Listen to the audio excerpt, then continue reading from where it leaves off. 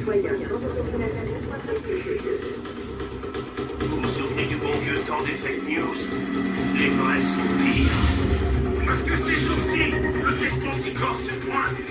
Le test anticorps, j'ai signé pour cette manière il y a 3 ans dans la file d'attente du train d'un Burger King.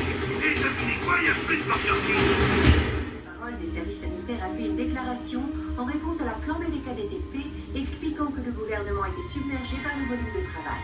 Il a rappelé aux citoyens que la Covid reste en suspension dans l'air et qu'on doit quitter son domicile sous aucun prétexte.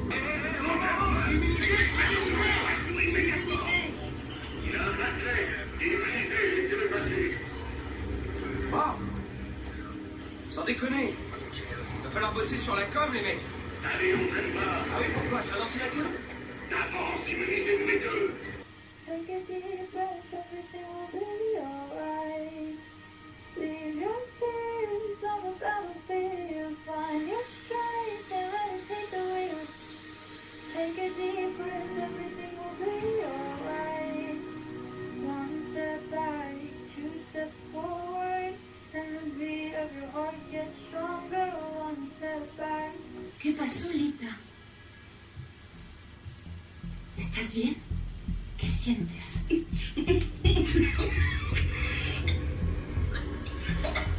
Me siento bien. Va te mettre dans ta chambre, je t'apporte un médicament.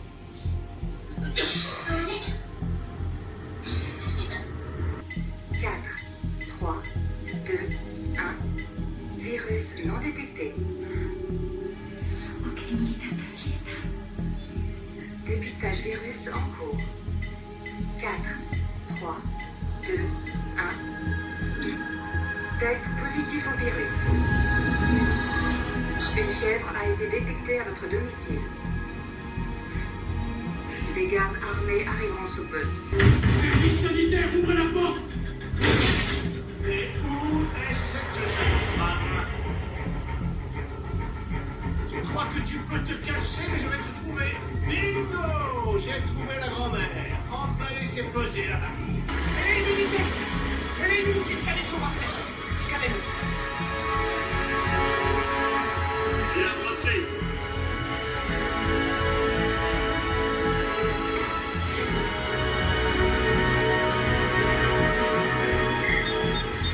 Quelle est son identité?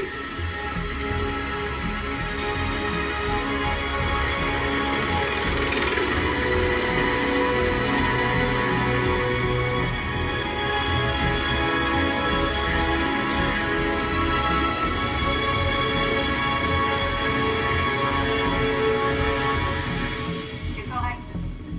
Identité confirmée. Elle est immunisée.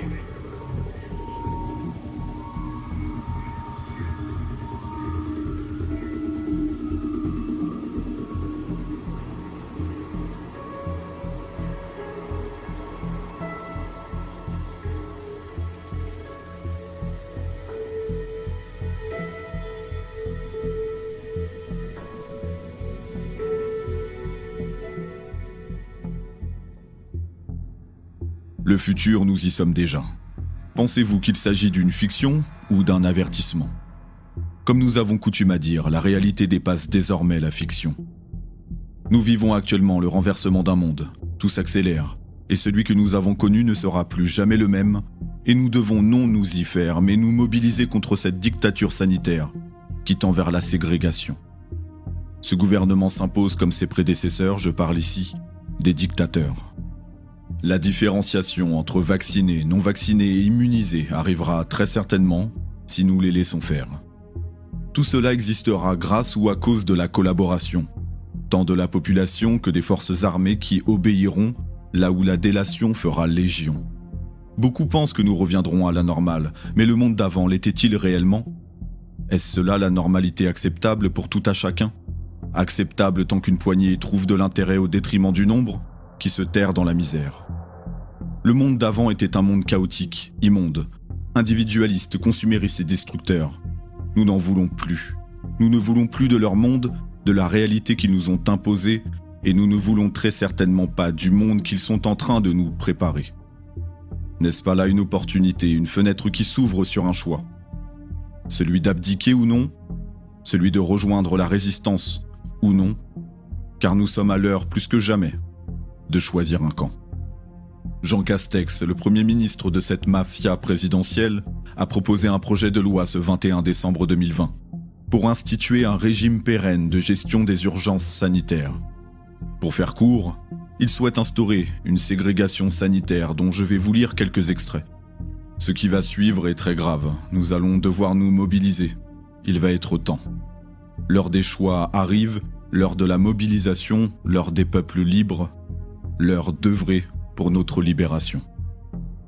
Il est en outre proposé de bâtir un cadre pérenne des systèmes d'information de crise, une disposition législative étant nécessaire pour autoriser, dans la stricte limite nécessaire à leur objet, des dérogations au secret médical.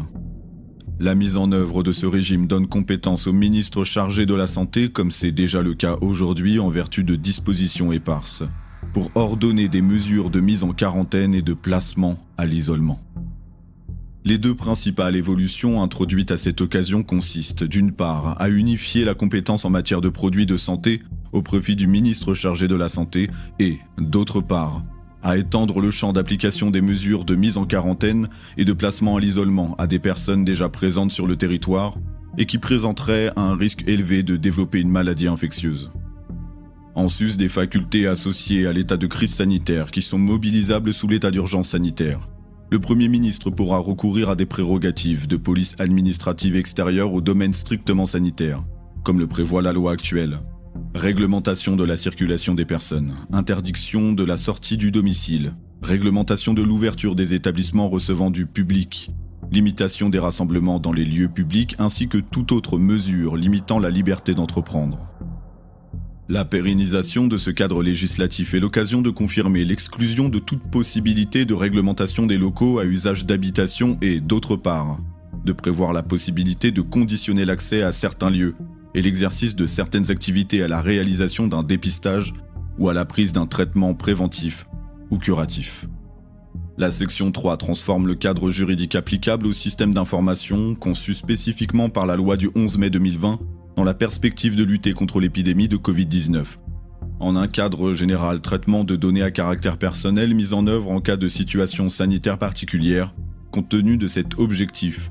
Les dispositions proposées ne fixent pas les caractéristiques essentielles d'un ou plusieurs systèmes d'information mais donnent compétence aux autorités sanitaires pour créer des traitements de données à caractère personnel pouvant déroger au secret médical. Article 1er. Prendre des mesures de réquisition de toute personne et de tout bien et service nécessaires pour répondre à la menace ou à la situation sanitaire, ou autoriser l'adoption de telles mesures. Le Premier ministre peut également, par décret pris sur le rapport du ministre chargé de la Santé, prendre aux seules fins de garantir la santé publique les mesures suivantes. Réglementer ou interdire la circulation des personnes et des véhicules et réglementer l'accès aux moyens de transport et les conditions de leur usage. Interdire aux personnes de sortir de leur domicile, sous réserve des déplacements strictement indispensables aux besoins familiaux de santé.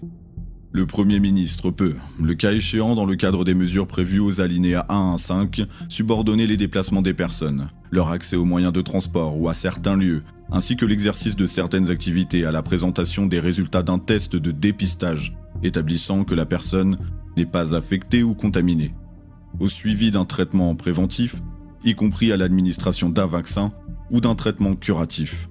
Le décret mentionné au deuxième alinéa du présent article précise l'étendue de cette obligation ainsi que ses modalités d'application, s'agissant notamment des catégories de personnes concernées. Dans le cadre des mesures de mise en quarantaine, de déplacement et de maintien en isolement, il peut être fait obligation à la personne qui en fait l'objet de ne pas sortir de son domicile ou du lieu d'hébergement sous réserve des déplacements qui lui sont spécifiquement autorisés par l'autorité administrative. Dans le cas où un isolement complet de la personne est prononcé, il lui est garanti un accès aux biens et services de première nécessité, ainsi qu'à des moyens de communication téléphonique et électronique, lui permettant de communiquer librement avec l'extérieur. Ne pas fréquenter certains lieux ou catégories de lieux. Voici un bref extrait de ce que cette proposition de loi nous réserve. Comme à leur habitude, ils profitent du fait que les Français soient distraits, occupés, préoccupés, pour instaurer en catimini un régime, et ce terme n'est pas anodin, car il nous rappelle les heures les plus sombres de notre histoire, qui continuent de s'écrire, et dont la plume n'est pas seulement l'exclusivité de l'élite, car nous pouvons, nous devons nous en saisir. S'ils agissent de la sorte, cela n'annonce rien de bon pour l'année 2021. Une année sous le glas des autorités sanitaires, de la milice du gouvernement mafieux qui nous dirige et qui, une fois de plus, fait la démonstration de son absence de considération pour ceux qu'il considère comme un produit, une marchandise à exploiter, qui doit obéir, se soumettre sans rien exiger, sans rien dire, sans rien faire, juste accepter sans comprendre, sans agir. Il est plus que temps de nous unir. Merci du temps que vous avez consacré à ce contenu. Œuvrons pour notre libération. Que Dieu vous garde et paix sur vous. C'était Jeffrey, et je vous dis à bientôt. Leave your sins on the battlefield. Find your strength and let it take the wheel. Take a deep breath, everything will be alright. One step back, two steps forward, and the beat of your heart gets stronger. One step back. Take a deep breath, everything will be alright. Leave your sins on the battlefield. Find your strength and let it take the wheel. Take a deep breath.